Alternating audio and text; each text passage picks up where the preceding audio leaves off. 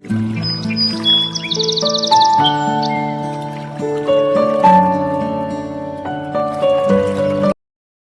नमस्कार।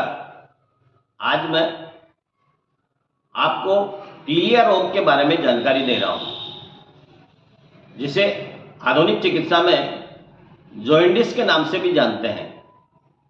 आयुर्वेद में इसे कामला कहते हैं।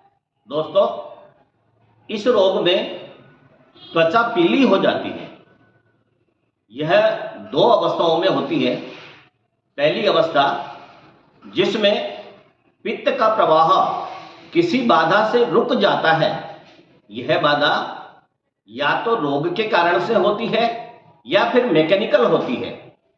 इसमें पित्त यकृत से बाहर बहकर नहीं आ सकता, जिसके कारण से पीलिया उत्पन्न हो जाता है। दूसरी अवस्था जिसे मैं बताऊं आपको कि इसमें पित्त की जो बढ़ी हुई मात्रा है वो रक्त में लीन हो जाती है, जिसे अपन कहते हैं बिलिरुबिन बढ़ गया। वो बिलिरुबिन पित्त ही होता है। वो पित्त रक्त में अत्यधिक मात्रा में बढ़ जाता है तो पीलिया उत्पन्न हो जाता है। इसमें लक्षणों के रूप में अपन देखें तो रोगी की आंखों में जो सफेद भाग होता है वो पीला दिखाई देने लग जाता है। रोगी को चारों तरफ पीला ही पीला दिखाई देने लग जाता है। रोगी के नाखून भी पीले हो जाते हैं। रोगी को कब्ज हो जाती है और रोगी का मल सफेद या फिर मिट्टी के रंग का हो जाता है। रोगी का मूत्र गाढ़ा और पीला हो जाता है। ऐसी स्थिति देखें तो आगे और भी अपने को लक्षण दिखाई देते हैं कि रोगी की त्वचा है वो रूखी हो जाती है और रूखी होने के कारण से उस त्वचा में खुजली चलने लग जाती है। जीभ देखें तो जीभ पर मैल आ जाता है। रोगी अत्यधिक बेचैन हो जाता है। रोगी का जी मिचलाने लग जाता है और यह विशेषकर प्रातः काल होता है। रोगी शक्तिहीन हो जाता है। ये सारे के सारे लक्षण अपन यदि देखें तो रक्त में पित्त की मात्रा बढ़ने के कारण से ही होते हैं। दूसरा कारण अपन देखें तो पित्ताशय, जिसे अपन गाल ब्लैडर कहते हैं। गाल ब्लैडर में पथरी होने के कारण से भी और पीलिया उत्पन्न हो जाता है। इसके अलावा कई ऐसे ज्वर है जिन ज्वरों के कारण से शरीर में पीलिया उत्पन्न हो जाता है। इस प्रकार से यह रोग प्रायः पित्त वाहिनियों में अवरोध के कारण से उत्पन्न हो जाता है। पित्त का अवरोध हो जाता है, उस अवरोध के कारण से ही पीलिया रोग उत्पन्न होता है। कईयों में यदि अपन देखें तो लीवर में किसी न किसी प्रकार की विकृति उत्पन्न होने के कारण से भी पीलिया रोग उत्पन्न हो जाता है। इसके अलावा कई ऐसे अंतरांग है जिनमें किसी न किसी प्रकार की विकृति होने से शरीर में पीलिया रोग उत्पन्न हो जाता है। इसकी चिकित्सा के बारे में अपन यदि विचार करें तो सबसे पहले रोगी की कब्ज को दूर करना चाहिए। ये मैं पहले भी आपको बता चुका हूं कि उदर के अत्यधिक रोग जो हैं वो कब्ज के कारण से ही उत्पन्न होते हैं। इसलिए कब्ज को दूर करना सबसे पहला कर्म होता है। तो रोगी को कब्ज दूर करने के लिए सरल विरेचन का प्रयोग करना चाहिए। उसमें अपन देखें तो त्रिफला में घृत मिलाकर या फिर गौमूत्र में घी मिलाकर और उसका सेवन कराएंगे तो सरल विरेचन हो सकता है।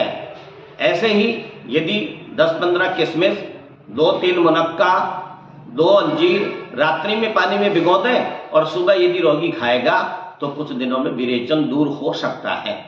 ऐसी स्थिति में अपन औषध के रूप में देखें तो नीम की छाल के क्वाथ में शहद मिलाकर यदि उसका 7 दिन तक लगातार सेवन करेंगे तो शरीर में पीलिया खत्म हो सकता है।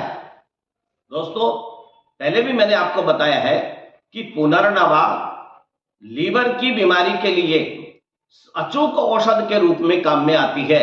पुनर्नवा, जिसे अपनी भाषा में साटा भी कहते हैं।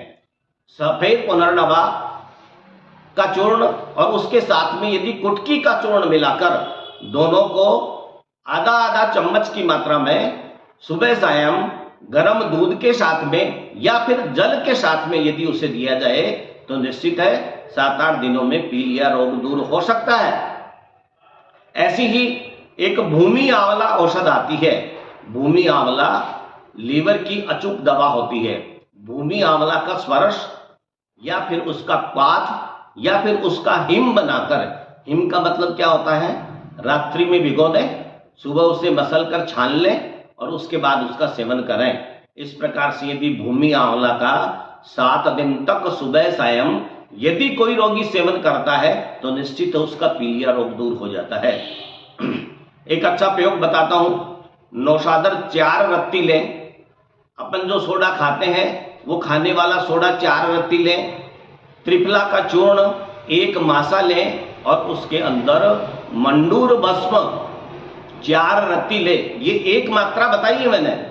ऐसी 4 मात्रा यदि नियमित रूप से कोई व्यक्ति सेवन करता है और उसके ऊपर अनुपान के लिए पुनर्नवा का रस यानी श्वेत पुनर्नवा का रस या फिर उसका क्वाथ मिलाकर सेवन करेंगे तो 7 दिनों में उसका पीलिया रोग एकदम खत्म हो जाता है।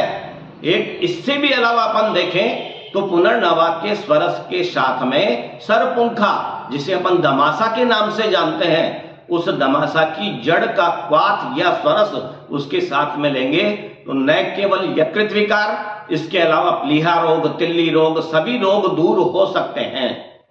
इसके अलावा दूसरा एक उपयोग बताता हूं।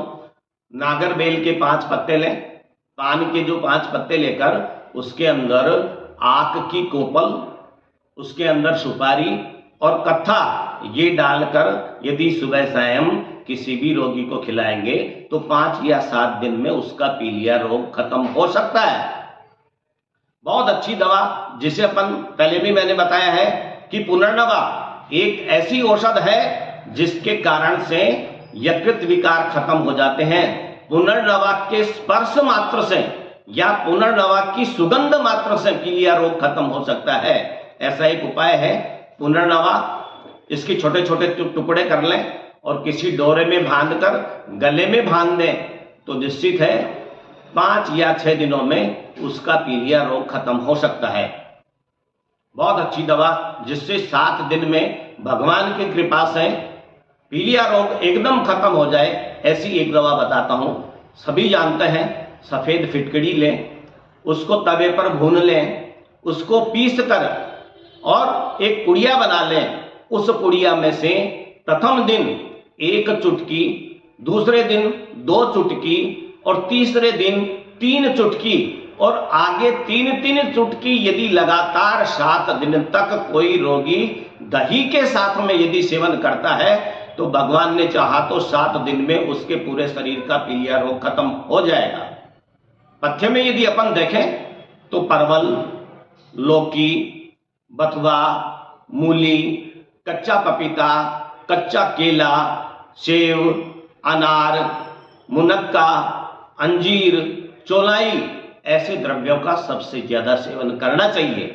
और नहीं करने लायक चीजें जिसे बताऊं तो विदाही पदार्थों का सेवन नहीं करें, बाहरी भोजन नहीं करें, सरसों का तेल सेवन नहीं करें, कड़वे पदार्थ जो है वो उड़द का सेवन नहीं करें, गरम मसाला सेवन नहीं करें, राई का सेवन नहीं करें, मावा की, बेसन की, तली हुई चीजों का सेवन नहीं करें तो निश्चित है कि 7 दिनों में ऐसा पथ्य करने पर या इन औषधियों में से किसी एक दवा का सेवन करने पर शरीर से पीलिया रोग एकदम दूर हो जाता है।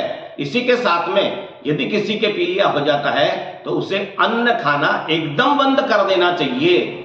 अन्न नहीं खाएं। इसके बाद यदि पेय पदार्थ जितने भी होते हैं, फलों का जूस है या फिर गन्ने का जूस है या फिर नारियल का जूस है या फिर दूध का सेवन है, ऐसे पदार्थों का यदि लिक्विड का ज्यादा से ज्यादा सेवन करेगा तो 5 या 7 दिन में उसका पीलिया रोग एकदम खत्म हो जाएगा। दोस्तों, यदि आज आपको मेरा वीडियो अच्छा लगा तो इसे लाइक जरूर करें और आपको इसमें कुछ कमी दिखाई देती है तो उसे मुझे कमेंट में जरूर लिखें। और मैंने पहले भी ऐसे कई वीडियो बना चुका हूं, वो वीडियो भी आप देखें। और मेरे चैनल को आपने सब्सक्राइब नहीं किया है तो सब्सक्राइब जरूर करें, जिससे आगे भी मैं रोगों के बारे में आपको ऐसी जानकारी दे सकूं। नमस्कार।